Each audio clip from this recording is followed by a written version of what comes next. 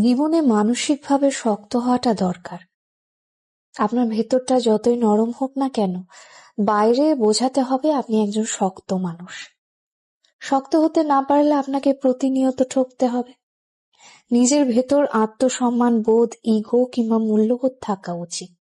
খেয়াল করলে দেখবেন যারা ঠকে যায় তারা বরাবরই নরম মনের মানুষ।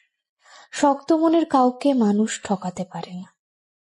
সবকিছু রিভেঞ্জ অফ নেচার অর্থাৎ প্রকৃতির প্রতিশোধের উপর ছেড়ে দিতে নেই। কিছু বিষয়ে আপনার নিজেরও প্রতিশোধ নেওয়ার দরকার আছে।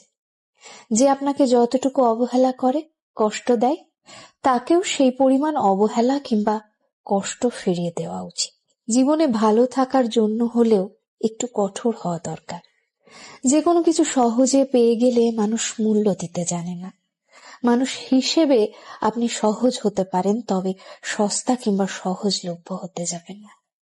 যে আপনাকে যতটুকু দেবে তাকে ততটুকুই ফিরিয়ে দিতে শিখুন, হোক সেটা আঘাত কিংবা ভালোবাসা।